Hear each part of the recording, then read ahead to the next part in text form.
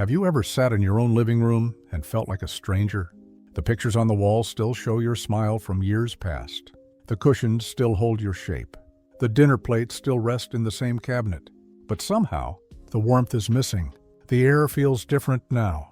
The voices in the house don't call your name like they used to. When you speak, you're heard, but not really listened to. They nod, they smile, they move on, and you sit there quietly, asking yourself a question that aches more than you'd like to admit. When did my presence become background noise in my own home? It's a painful thing to realize that the space you once built with care, filled with love and long nights of sacrifice, has become a place where you're overlooked. Maybe it's not even intentional. Maybe your children are busy. Maybe your spouse is distracted.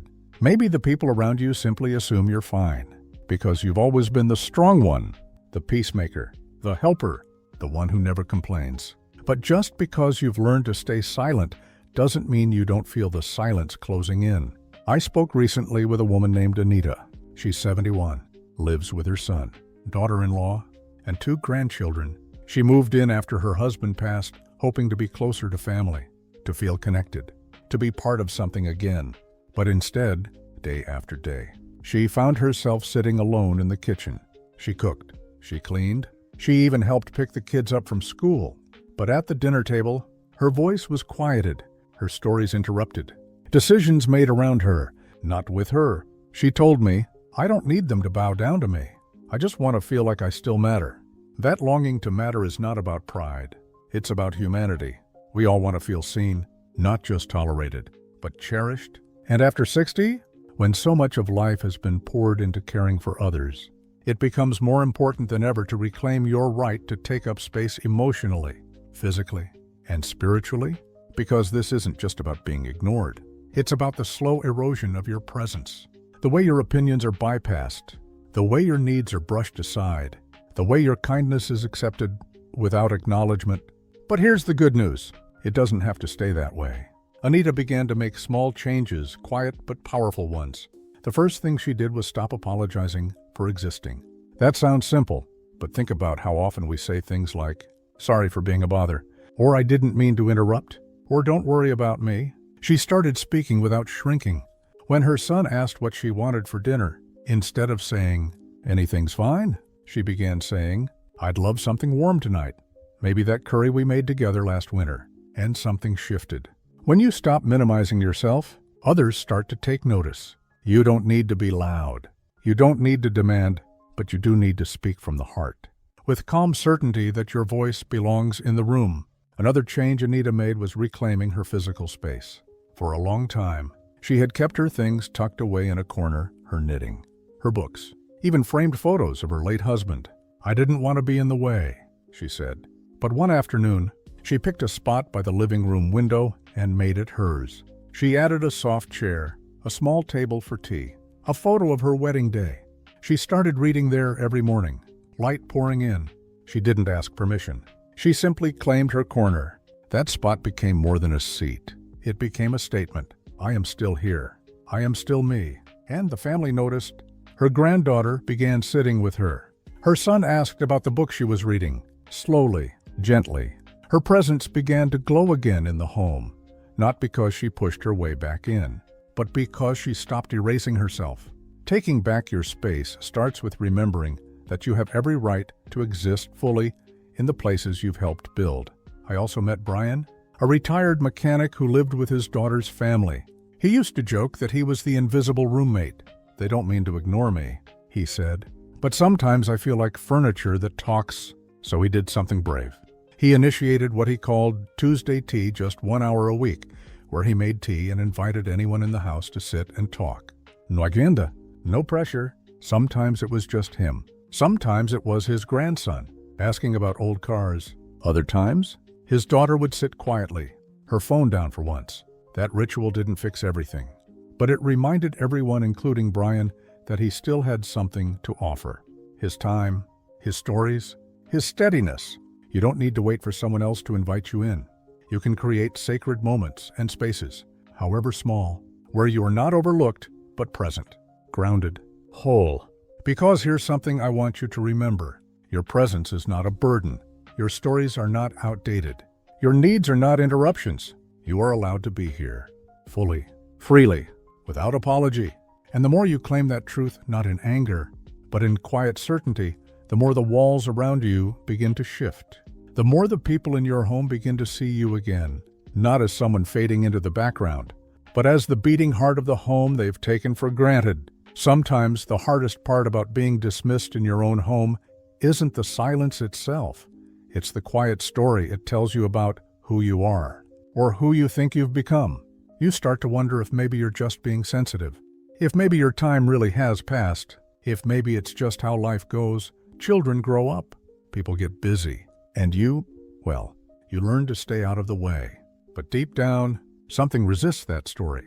A part of you remembers the warmth you once brought to the table, the way your laugh filled the room, the way your advice meant something, the way your presence was once the very glue that held everything together.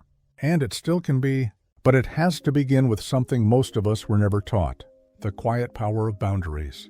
Eric, a widower in his late 60s, told me something once that stayed with me. He said, "I thought being a good father meant saying yes, but now I realize that all those yeses came at the cost of my own peace." He had moved in with his adult son's family after retiring. It made sense on paper, shared costs, closer family.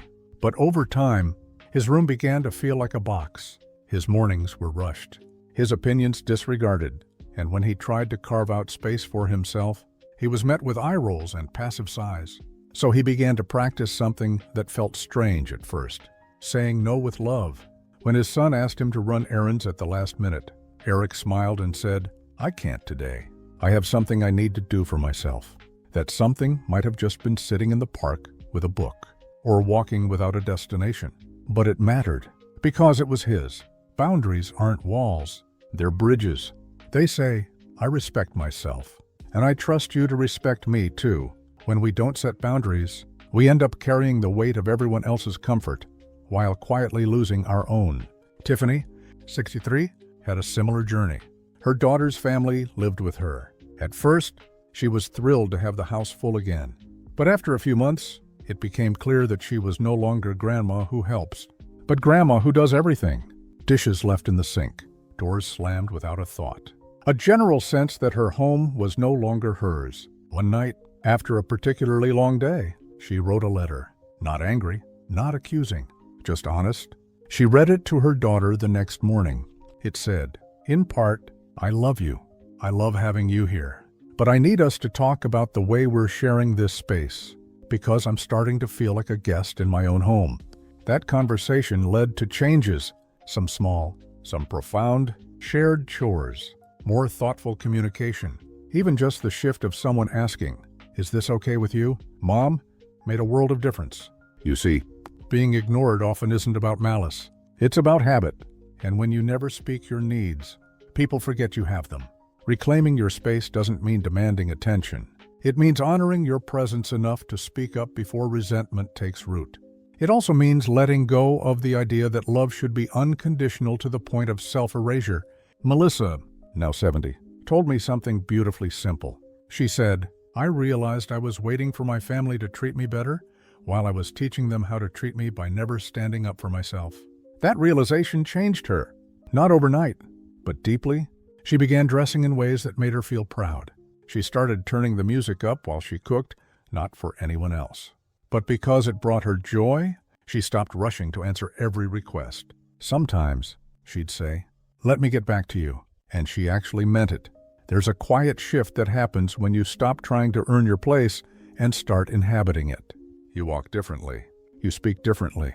You carry yourself not with anger, but with rooted grace, and people notice. Sometimes slowly, sometimes suddenly, but they feel the difference when you start honoring yourself. Not because you scolded them, not because you made a scene, but because energy doesn't lie. Your self-respect doesn't need to be shouted from the rooftops. It just needs to be lived. The people in your home may resist it at first. Change always feels like a disruption to those who benefit from your silence. But that doesn't mean you're wrong for setting limits. It means you're finally telling the truth. And the truth is, you are not here to fade quietly into the corners of your own life. You are here to take up space, to have opinions, to be listened to be honored. And that begins with one choice, repeated in small ways every day. Choosing yourself, you are not asking for too much. You are remembering who you are. There is something remarkable that happens when you stop waiting to be noticed and start living like you belong. It doesn't look like fireworks. It's not a dramatic confrontation. It's something quieter, deeper, like stepping back into your skin after years of shrinking to fit someone else's comfort. Nicole, 67, told me that for decades, she thought being easygoing was a virtue. She never wanted to be a burden. She kept her preferences small, her tone polite, her needs minimal. Her adult children never asked her what she wanted to do with her weekends. They assumed she'd be available for babysitting, for errands, for whatever was needed. One Sunday, her daughter arrived unexpectedly and asked her to watch the kids again. Nicole had made other plans for herself that day, a watercolor class she had always wanted to try. But she hesitated. That old voice rose up. Don't rock the boat. Be helpful. Don't make a fuss. But she took a breath and simply said, I have plans today. I won't be able to, and that was it. She didn't over-explain. She didn't apologize. And her daughter paused, surprised, perhaps a little inconvenienced. But something shifted. There was a new air of respect in the room, not loud or dramatic, but undeniable. You see, when you stop chasing approval, you give others a chance to meet you where you are, not where you've bent yourself to be. Respect doesn't come from what you do for others. It comes from how you carry yourself when no one's clapping. The people around you begin to see it, even if they don't say it aloud. They notice when you start dressing with more care, not for them, but for yourself. They notice when you begin putting boundaries around your time, your energy, your sacred morning rituals. Brandon, in his early 70s, lived with his daughter and her family. He was often the one who got up first, made breakfast, took out the trash. For a while, that made him feel useful. But over time, it began to feel like obligation, not choice. He told me they just started expecting it, like I was part of the house, not part of the family. So he stopped. He didn't make a scene. He simply stopped doing the tasks that were wearing him down. Instead, he started walking each morning, making himself a quiet breakfast at the park, sitting with his thoughts. At first, the family didn't understand. There was confusion, a bit of tension, but eventually, someone else took the trash out. Someone else made breakfast. And something strange happened. His granddaughter began asking to join him on his morning walks. His daughter started checking in with him, not just for help, but to ask how he was doing. Because when you step back into your own rhythm, you remind the people around you that your time and energy are not automatic. They are gifts, and gifts should never be taken for granted. This is not about withholding love. This is about giving love without losing yourself in the process. When you reclaim your space not just physically, but emotionally, you create a new blueprint for your relationships. You show others what it looks like to live with self-respect. And even more importantly, you remind yourself, you begin to remember what brings you joy, what sparks your curiosity, what makes you feel alive. Joy, after all, is a kind of presence, and when you allow yourself to feel it again, you become magnetic in a different way, not because you're useful, but because you're whole. Amber, a soft-spoken woman who had moved in with her son after selling her home, felt like she had disappeared. She was grateful for the space. But the unspoken rules were suffocating. She tiptoed around the kitchen. She didn't speak up when the music was too loud. She felt like a tenant, not a mother. One day, after a phone call with an old friend who reminded her how lively she used to be, Amber decided to make a change. She rearranged her room. She brought in fresh flowers, lit a candle, played her favorite jazz quietly in the background. When her son asked what she was doing, she smiled and said, "I'm making this place feel like mine too." It was a small act, but it changed the energy in the house. Because she had changed. You don't need anyone's permission to exist fully in your own life. You only need to start acting like you deserve the space you occupy. And here's what's truly empowering. When you stop waiting to be treated with respect and start living with respect, the world around you adjusts, sometimes slowly, sometimes with resistance, but it adjusts, not because you forced it, but because energy cannot ignore truth forever. You are not invisible. You may have been overlooked. You may have gone unheard, but that was never a reflection of your worth. It was only a reflection of how loudly you were willing to stand in your light. And now you're standing, not to fight, not to prove, just to exist with dignity, with quiet power, with the soft but steady flame of self-respect lighting the room. You don't need to be loud to be heard. You only need to stop apologizing for being here. And when you do, the space around you begins to shift. People begin to listen, not out of guilt, but out of something deeper, recognition. If you've stayed with me through this conversation, I want to say something simple, but true. Thank you. Thank you for sitting with the hard truths. Thank you for allowing yourself to feel what so many others quietly carry. And thank you for not giving up on yourself. You didn't have to press play, you didn't have to listen, but you did. And that tells me something about you. It tells me that your spirit is still strong, that somewhere inside, no matter how tired or overlooked you may have felt, you still believe that your presence matters, that it's not too late to make your space feel like home again, that even if the people around you haven't noticed, you still do, and that noticing is sacred. Maybe your days have felt repetitive. Maybe you've questioned your value when no one listens. Maybe you've started to wonder, quietly, if fading into the background is just part of growing older. But let me remind you of something gently, lovingly, as one soul to another. You were never meant to disappear. You were never meant to tiptoe around your own joy, or edit your thoughts to keep the peace, or feel like a burden in the very rooms you once filled with warmth. You were meant to live fully, to speak with calm certainty, to rest when you need to take up space not in protest, but in truth. And if something stirred in you while listening, if a part of you felt seen, or understood, or quietly strengthened, I want to invite you to share your story. Has your relationship with your home changed as you've grown older? Have you ever felt like your voice was dismissed, even by those you love? And most importantly, what helped you find it again? I would be honored to hear your thoughts in the comments. Your words might be exactly what someone else needs to read in a quiet moment of doubt. Because the beauty of sharing our stories, especially later in life, is that they hold a kind of wisdom no textbook can teach. They carry echoes of resilience, of quiet strength, of lessons learned the hard way but cherished nonetheless. And if this message felt like something you'd want to hear more of, I'd love for us to stay connected.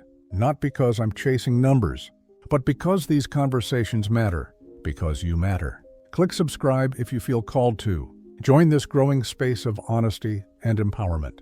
A place where aging isn't about vanishing, it's about becoming more deeply, unapologetically yourself. Where we remind each other, gently and often, it's never too late to be seen, to be heard, to come home to yourself. You've spent your life showing up for others. Maybe it's time you show up for yourself, not with noise, not with force, but with a presence that says, I belong here, and I always have. Thank you for spending this time with me. Until we meet again, be kind to yourself, stand tall in your light, and never let the quiet convince you that you're not worth hearing. You are always